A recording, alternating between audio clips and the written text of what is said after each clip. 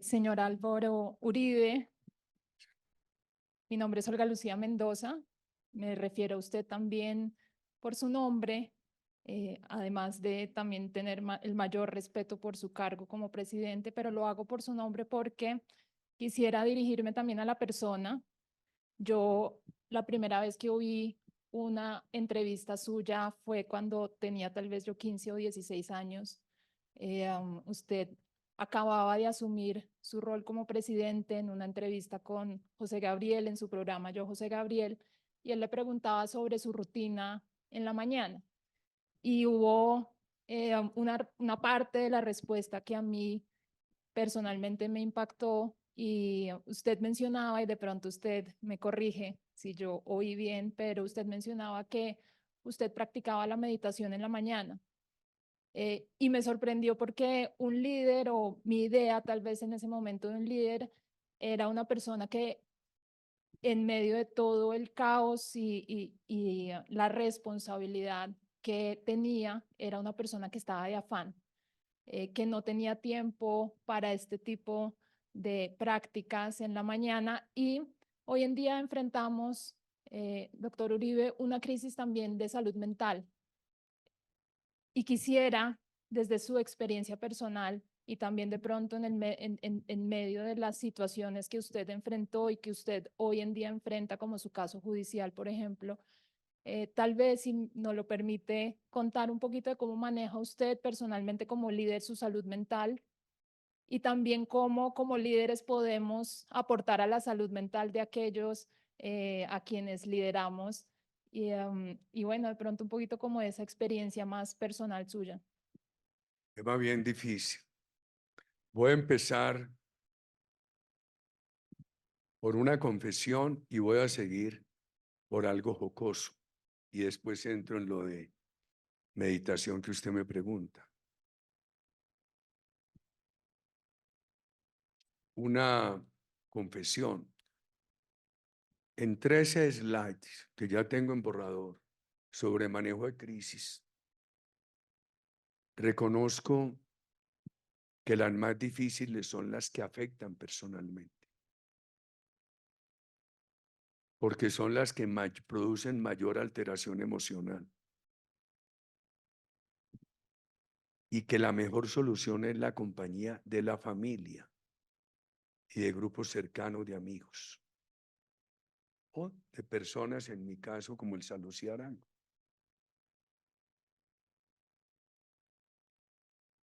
Porque, por ejemplo,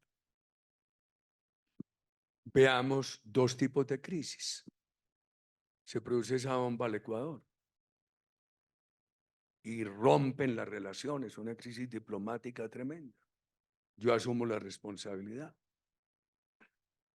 pero ahí no tenía un desafío a mi estabilidad emocional. Me ponen preso. Eso genera un grave riesgo de desestabilizarme emocionalmente. ¿Qué me ayuda a sobreponer y a seguir la batalla? Y a estar sacando todos los videitos diariamente y a dar la batalla. La familia. Personas como el Salucía Arango, amigos que confían. Eso hace menos difícil la tarea de sobreponerse y de ser capaz de enfrentar eso y al mismo tiempo cumplir las comunidades y hacer oposición. Eso es una parte seria. Tengo un capítulo de las crisis personales, las más difíciles de manejar. El otro capítulo, el tema jocoso. Yo fui a caballo al kinder, porque mi madre fue la mejor bachiller de la presentación en el país en 1950, pero no fue a la universidad por casarse. Y vivíamos en una finca en la zona cafetera de Antioquia. Padre era ganadero, cafetero, cañicultor. Y mi madre nos enviaba a mi hermano y a mí a estudiar con la profesora Lilian por allá de 3 kilómetros, íbamos a caballo. Toda la vida he tenido esos animales, los quiero. Entonces le preguntan a mi señora, bueno, tu marido Uribe, como son de locos, con todos estos problemas que tiene, ¿y qué psiquiatra le tienes? Y ella señala a los caballos. Y yo creo mucho en la equinoterapia. Yo paso madrugadas en que mis preocupaciones se transportan a decir, ¿cómo voy a manejar tal caballo? A pensar. Es una parte light o cosa.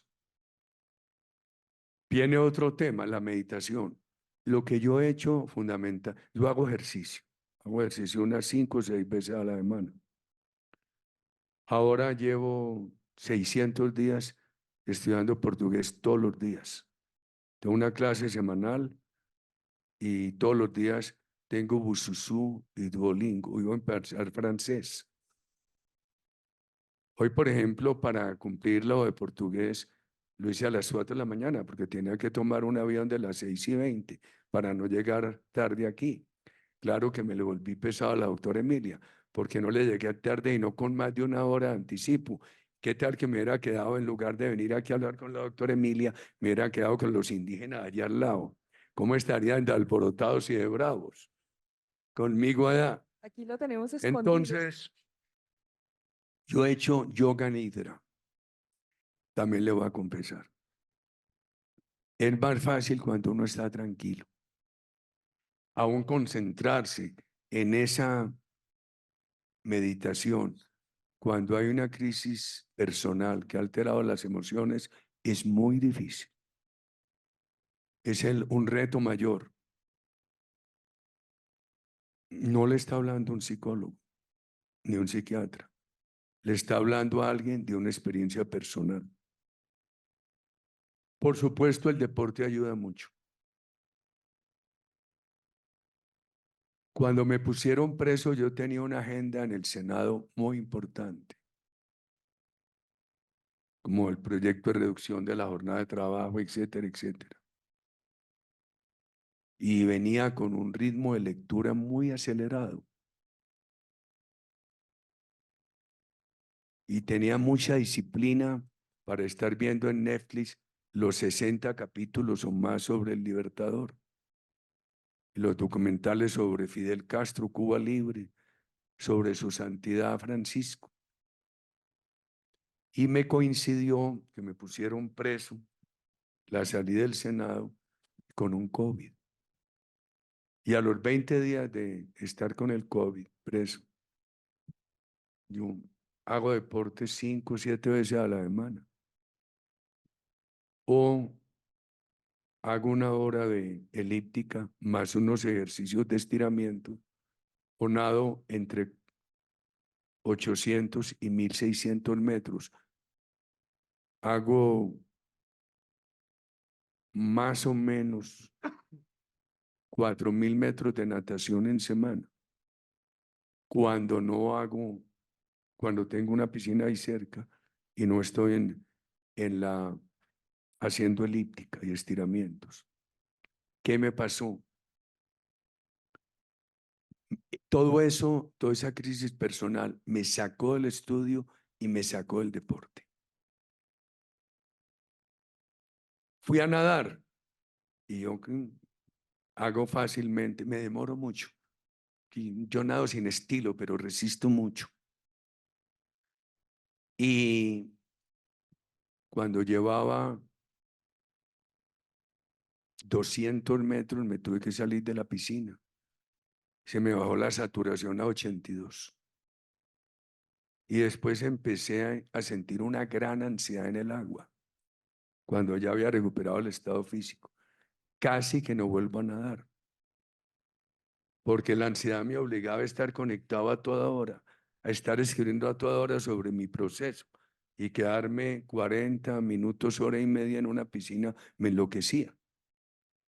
La ansiedad, ojo con las crisis personales y las ansiedades, que lo sacan a uno de los buenos hábitos. Los hijos me regalaron un dispositivo para escuchar algo nadando, no me sirvió, o no lo aprendí, o no fui capaz de manejarlo. Ojalá lo consiguiera. Y en la elíptica, en cambio, paso la hora de elíptica pegado al teléfono, que no está bien. Ahora, afortunadamente, paso la hora de elíptica poniéndome al día a través de Economist y, y a través de la CNN Brasil. Entonces, los buenos hábitos se afectan mucho con las crisis personales. Hay que hacer un gran esfuerzo para volver a ellos. Y la mejor ayuda son las compañías. Volvía más fácilmente a la natación cuando un hijo mío estaba nadando al lado que solo. Sin esas compañías es muy difícil la adaptación a superar las crisis personales. La primera vez que hablo de esto tan en extenso. Hace poco hablando con una colega suya, con la doctora Claudia Restrepo de AFIT, empezamos a hablar del problema mundial de depresión e intentos de suicidio en los jóvenes. Me dijo esto, que veía varias causas y que quería destacar dos: la droga y la pantalla. La batalla nuestra contra la droga ha sido muy intensa. Me parece que este país comete un error muy grande legalizándola. Y creo que este país es un país muy razonable en la legislación. Hay unos grupos de Brasil que están promoviendo una ley para incluso criminalizar la dosis personal. Este país no sanciona la dosis personal. Está bien. El consumo no lo sanciona este país. Está bien. Lo ha entendido como un problema de salud pública. Tampoco sanciona al campesino productor. Está bien. Lo único que hemos pedido nosotros es decomise y no la legalice. Porque decir, bueno, usted no lo llevan a la cárcel por consumir, pero eso no es legal. Eso tiene consecuencias jurídicas, facilita el decomiso.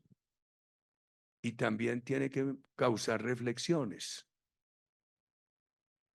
Por ejemplo, yo creo que es más dable que papá y mamá un viernes con la droga legalizada se pongan a fumar marihuana en la casa, se traben mientras los niños o los adolescentes están en la calle o ahí mismo los contaminan estando en la casa.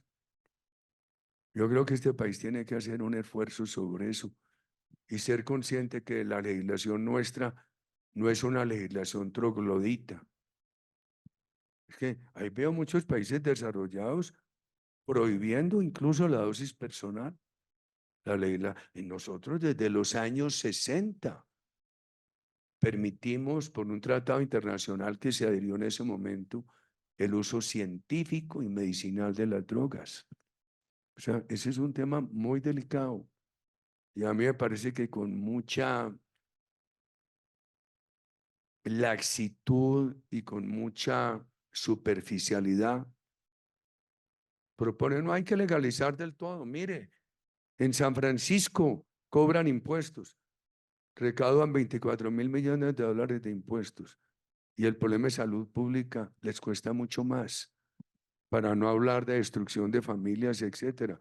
No es sino ver los videos de redes sobre los homeless de San Francisco, personas que han tenido todas las oportunidades educativas de emprendimiento y son sumidos en la miseria humana, tirados en la calle.